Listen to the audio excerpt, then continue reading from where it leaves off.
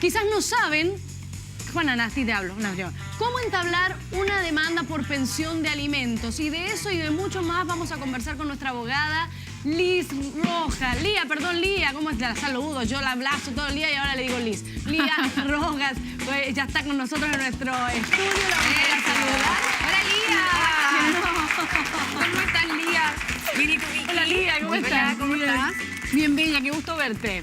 Oye, tenemos la suerte de tenerla de vuelta aquí con Así nosotros es. en Sabores y tenemos este tema sumamente relevante que tiene relación con las pensiones de alimentos y que además también cuesta mucho, sobre todo cuando las familias se rompen, los papás se separan, pero se ven de repente enfrentados a esta situación. ¿De qué manera, por ejemplo, se entabla una demanda por pensión de alimentos? ¿Qué circunstancias tienen que ocurrir para que, por ejemplo, una madre demanda al padre, en este caso, por la pensión? Claro. Buena pregunta. Hoy día sigue siendo así, no pasa mucho que los papás demanden a las mamás, son generalmente las mamás quienes demandan. En su mayoría. Y, claro, los tribunales de familia han sufrido distintos cambios, y cambios porque en realidad en un momento, primero, las personas podían ir al tribunal y demandar directamente. ¿Ya? Con el tiempo esto empezó a cambiar porque los tribunales empezaron a llenar de muchas demandas. Entonces se dijo, bueno, esto primero, antes de que usted venga al tribunal a demandar, va a tener que pasar por un proceso de mediación. Es decir, para una conciliación previa, para ver si las partes van a llegar a un acuerdo en el monto en el cual van a establecer esta pensión, y si ya no hay acuerdo, recién se va a poder hacer una demanda para el tribunal y que en definitiva el juez decida qué monto se va a pagar por esta pensión de alimentos. Mira, pero para llegar a esa mediación, ¿dónde me tengo que acercar? Claro, ¿a quién recurro en ese momento?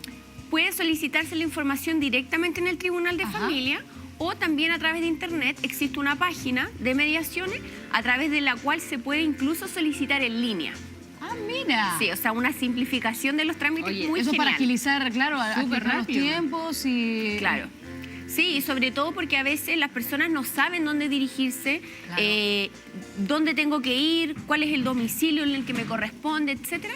Existe una página de la mediación familiar del Estado en donde se dan todos los pasos para poder ir llenando y que las personas puedan ir conociendo dónde pueden pedir esta mediación, si es que tiene algún costo o no, porque estas mediaciones son gratis, pero solamente en ocasiones que la persona que la solicite reciba una remuneración inferior a 800.000 pesos. Ah, perfecto. Tiene que ¿Ya? ser inferior a esa Claro, es cantidad. decir, si gana más, va a tener que pagar algún monto por la mediación. Perfecto. Ah, perfecto. O sea, pero para dejarlo bien despejado y bien en claro, si es que una persona, por lo mismo, se ve complicada para hacer este trámite a través de un abogado, ¿lo puede hacer por sí mismo ya que se puede hacer vía online? ¿O tiene que siempre recurrir a un abogado o alguna representación legal? Claro. Bueno, en un principio para la mediación no se necesita abogado, y es más, o sea, el abogado en este trámite no interviene. Ya. Es decir, no es posible para las partes asistir con un abogado a esta mediación. Solo deben asistir sin asesoría. Ya. Es decir, Ya. solamente las partes, porque es una conversación con un mediador que los va a llamar a acercarse en las posiciones y a tratar de que lleguen a un acuerdo. Y si es que no llegan al acuerdo, ahí recién va a pasar esto a tribunales y se va a tener que hacer una demanda en donde la persona necesariamente debe tener un abogado. Ya, ahí sí o sí. En Claro, esa es instancia, decir, de todas maneras. claro, puede tener un abogado particular o bien un abogado de la Corporación de Asistencia Judicial si cumple con los requisitos en el sentido de no tener los recursos para pagar una asesoría. Perfecto. Perfecto. Ya hemos llegado a la mediación, hemos llegado a acuerdo con el monto, pero pasan 2 meses y mi marido solo deposita, por ejemplo, la mitad de lo acordado. ¿Qué es lo que tengo que hacer? Bueno, ahí siempre se va a tener que solicitar la intervención del tribunal para obligarlo a que pague el monto al que se comprometió, y en este caso la ley establece distintos apremios, es decir, se puede pedir la suspensión de la licencia de conducir, arraigo nacional, arresto nocturno y además se puede pedir una vez al año la retención de la devolución del impuesto a la renta si es que tuviere. Ya. Pero eso, o sea, yo podría entenderlo de alguien que no pague nada, por ejemplo, pero de una persona que incluso también paga un monto, claro, no el total, pero sí una buena parte, la mitad, por ejemplo, como es el ejemplo de la Jimé, ¿igual también se expone a ese tipo de pena? Sí, la Ya, verdad es lo es que mismo la cantidad. Sí, la verdad es que en el tema de las pensiones de alimentos, los tribunales en realidad tienen la costumbre de que aunque sea que se deba un monto pequeño, ese monto se tiene que pagar. Ya. Ahora, también hay que ver cuánto tiempo ha transcurrido entre uno y otro, y el tribunal no es que lisa y llanamente va a despachar inmediatamente un arresto. O sea, primero le comunica a la persona cuánto debe para ver si ese cálculo es correcto. Puede ser que justo cuando salió esta liquidación de deuda la persona había pagado y tiene el comprobante. Es decir, igual hay una instancia, una chance en donde se puede acreditar que efectivamente esto se cumplió para evitar el arresto. Para no llegar Ahora, a ese punto. pese a que existen todos estos mecanismos, igual el sistema sigue siendo ineficiente para el cobro. ¿Por qué? Porque, por ejemplo, cuando se decreta una orden de arresto, no es que esta orden quede en un sistema en donde un carabinero te puede detener en la calle y ve que tú tienes una orden de arresto. Es decir, esto no va a un sistema en donde queda registrado como una orden de detención, porque es distinta una orden de detención a un arresto nocturno.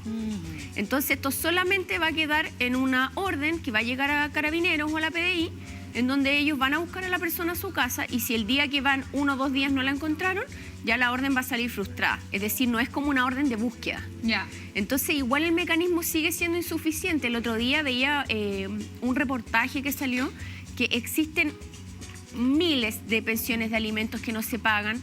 El sistema es poco eficiente, se demora mucho tiempo en que se cumpla. Es decir, tiene que existir más medidas, y aparte pasa mucho, como dice Jimena, que las personas van al tribunal a cobrar esta pensión y el tiempo en el que va a tener un resultado igual es un tiempo largo. Entonces, muchas veces las personas en hacer el seguimiento del trámite se demora un poquito. Ahora, Y en general las pensiones tienen, por ejemplo, como fecha límite una edad del hijo, cumple 18 años, ya no se paga pensión, estoy inventando, o tiene que ver con otro tipo de situaciones, por ejemplo, si es que está estudiando no en el sistema universitario, por ejemplo.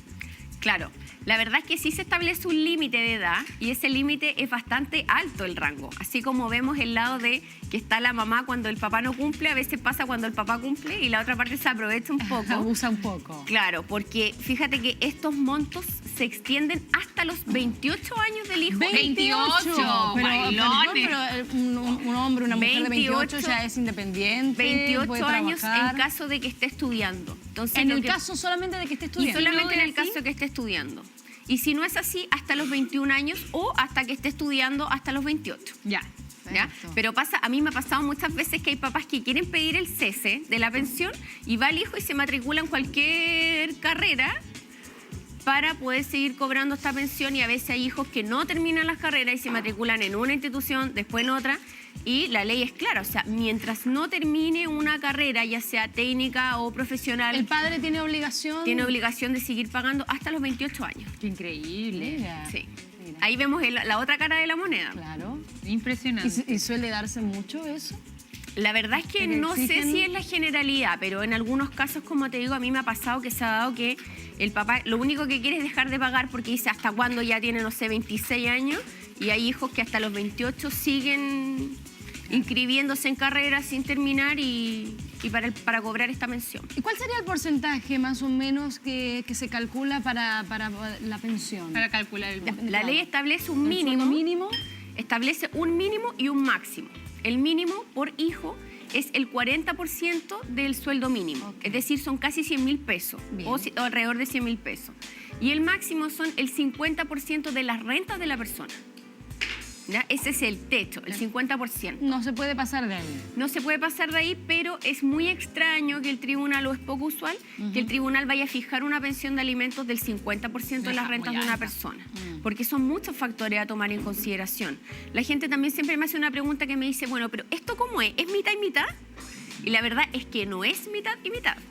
¿Ya? Eso es muy importante, porque esa es como la creencia de que cada uno tiene que pagar la mitad de los gastos. Y no es así. Y no es así, cada uno tiene que pagar en proporción a lo que gana. Es decir, si Claro, una de las partes proporcional. gana más, tiene que aportar más en relación a las necesidades que tenga el hijo. Y que, por ejemplo, con el régimen de visitas, ¿cómo es el acuerdo? Bueno, ahí en ¿Eso realidad... depende de qué? ¿De lo que quiera el padre, la madre, el tribunal analiza? ¿Quién lo determina? El tribunal tiene sus parámetros para fijar las visitas y generalmente en los casos Si es que las partes no se pusieron de acuerdo y no arreglaron un régimen. Pero en primera instancia, lo ideal es que las partes se pusieran de acuerdo. Claro, que las partes fueran a una mediación, lo establecieran, a pesar de que eso no es necesario. Es decir, si las partes tienen una buena relación, un buen vínculo, no tienen problemas para ver al hijo, no es necesario que vayan a una mediación, porque lo que siempre busca la ley respecto de las visitas es regular un mínimo. Es decir, siempre las partes van a estar sujetas a ampliarlo. Y ojalá, y siempre yo digo esto, que las personas entiendan que el niño tiene el derecho a compartir con el papá con el que no vive. Por lo tanto, si es fin de semana por medio, está bien, pero si el papá lo quiere ir a buscar un día domingo, pucha, ojalá que pueda hacer, porque en realidad lo que han establecido los tribunales es que este régimen es un derecho de los niños, es decir, está establecido directamente en su beneficio y solamente se puede negar en caso de que sea perjudicial para el niño. Ya. Y si salimos un poco del tema ya ahí de lo económico, pasamos a otro tipo de temas, por ejemplo, las visitas. ¿Cómo se establecen las visitas también en este caso vamos a hablar, bueno, no, en realidad en cualquier caso, pero o de horarios, por los ejemplo. Padres, y claro, y con los horarios, porque de repente también hay personas que alegan, dicen, bueno, el papá o la mamá dijo que iba a venir a buscar al niño tal día, tal hora, y no llega o llega más tarde. Entonces, ¿de qué manera se va cuajando también todo el sistema de visita a través de la ley? Bueno, lo principal es la voluntad de las partes, es decir, lo que las partes acuerden, eso va a ser ley. Ahora, si las partes no se pueden poner de acuerdo, lo va a decidir el juez y normalmente es fin de semana por medio con el papá que no vive con el niño y los horarios pueden ser desde el viernes con pernoctación hasta el día domingo o bien desde el día sábado en la mañana hasta el domingo en la tarde y se fijan horarios de invierno, horarios de verano y se establecen todas las pautas. Ahora, en esto tampoco hay que ser tan rígido porque muchas veces las partes dicen siempre llega atrasado 10, 15 minutos y en realidad hay que ser un poco flexible y yo creo que en realidad... Y si llega atrasado 6 horas, iba a llegar a las 10 y llegó a las 4. Yo creo que eso tiene que ser como en base a la prudencia. O sea, si no llegó en el tiempo que estaba estipulado, no sé, media hora, yo creo que ya es un atraso considerable.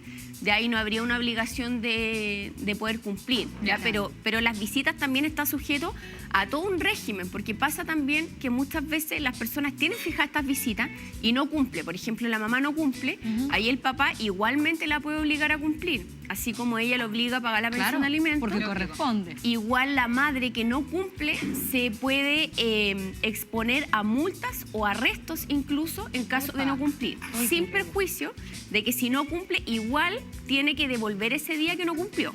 Ya.